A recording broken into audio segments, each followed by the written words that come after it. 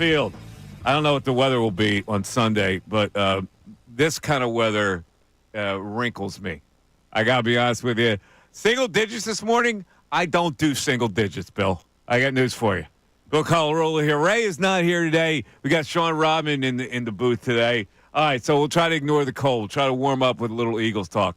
We've been talking about this all week. It's really fascinating to me how people have different takes on the Eagles. And I just think at this point, people just want to write something or say something different. It's just the era that we live in because it makes no logical sense yesterday what we heard from the likes of Phil Simms and Alex Smith. And I'm looking at power rankings here. The NFL.com, this guy named Eric Edholm, who actually has the Eagles ranked as the fourth team in this party of four. He's got the Washington Commanders in the power rankings ranked ahead of the Eagles in the face of a 6.5-point line that's been established in Vegas. Now, these are people that just want to hear themselves talk. I'm pretty convinced because there's no way. Listen, you can make a case that the AFC teams are ranked ahead of the Eagles at this point. In fact, I was reading a story where either of those teams, the Chiefs or the Buffalo Bills, would be favored in a Super Bowl against the Eagles. And that's fair. I don't know what the line would be, but if you can make the case that the Chiefs and Bills are better, I've got no problem with that. You cannot possibly make the case that the Washington Commanders are better than the Philadelphia Eagles when in Vegas they instill the Eagles as a 6.5-point favorite on their home field in the cold. Where on earth could you rank the Commanders ahead of the Eagles? What are they doing, Bill? They got me fired up already in the first 5 minutes of this show? We talked a little bit about it yesterday, that it's starting to get very weird on a national level, the disrespect that the Eagles are getting. And sometimes Eagles fans, we do overblow that. Hey, national media doesn't like us, but it's getting weird now. For you to rank the Washington Commanders above the Eagles in a power rankings, when you compare the rosters, when you look at both rosters on paper, now granted the game has to be played, I understand that, but power rankings are on paper. When you look at it on paper, the Eagles are by far the better team on both sides of the football, by far. They have a better defense by far. The Commanders' defense is not very good. We've seen that before. They're not a very good defense. They can't stop the run. The main issue comes down to which quarterback would you choose? I think that is the main issue when you're comparing the rosters. Would you go Hertz? Would you go Jayden Daniels? Daniels is a rookie. He's going up against a 70-year-old Vic Fangio who's been in this game a long time. He has seen everything there is to offer. I'm putting my money on Vic Fangio. I'm putting my money on the experience. And we know rookie quarterbacks 0 for 5 in conference championships, Mike, and I don't think that changes on Sunday. I don't either. In fact, I don't even have any qualms about this game whatsoever. I know there are a lot of people that are afraid because Jayden Daniels can make some plays. I get it. He can't. He's poised, but he's still a rookie, and this is a really big spot. I would have less faith in him to make big plays, and I would fear Josh Allen and Patrick Mahomes a lot more than I would fear Jayden Daniels, with all due respect to the kid who's had a great year. But let's look at the other quarterback. Because this is the talking point when people really get into where the Eagles could possibly be their weakest. It's always, it's the quarterback because their passing game is not that good. Now, we've tried to refute that 100 different ways, that it really doesn't matter that he doesn't throw the ball like Mahomes or Allen at this point, because the Eagles have established a certain blueprint on how they win, and it doesn't include necessarily 250 yards of passing.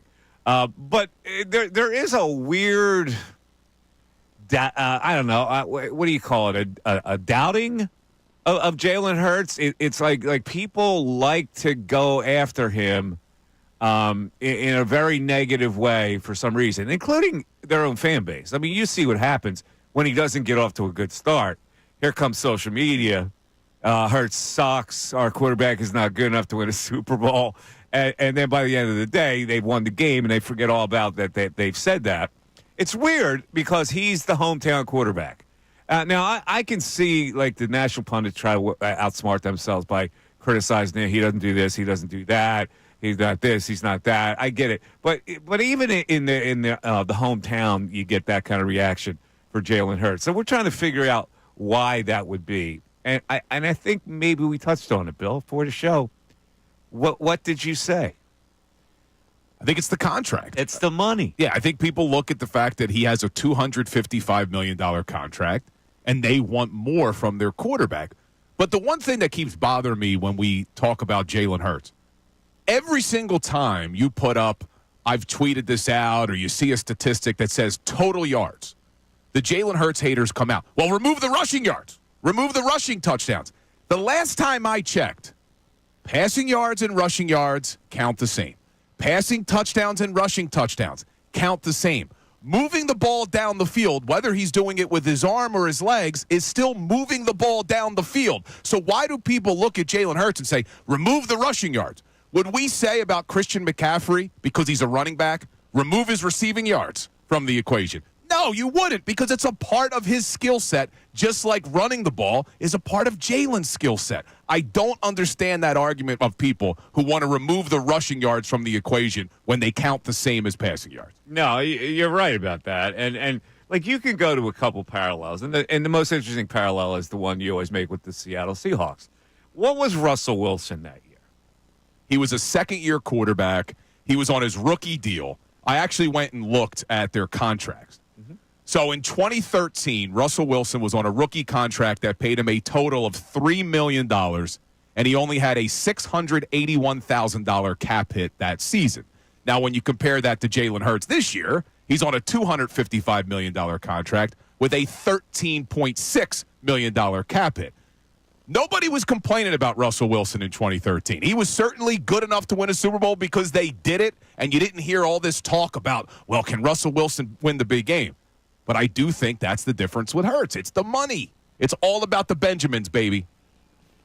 All right, we're going to talk about it. It's a very interesting phenomenon and why Jaylen Herz is looked down upon when all the Eagles have had with him as the quarterback is success. And to me, that counts more than any splashy statistic.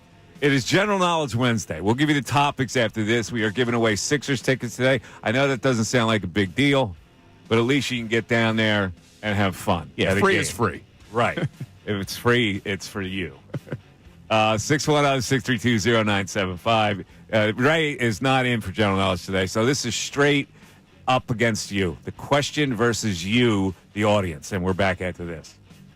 Join 97.5. Hey everybody, it's Bill Colarulo. Thanks for watching. We appreciate it. Make sure you like and subscribe to our channel so you can engage during the show, and you're not going to want to miss all the content that we post. It's not only the live videos, it's videos after the fact. It's our shorts. It's all the content you want as a Philadelphia sports fan. Looking forward to connecting.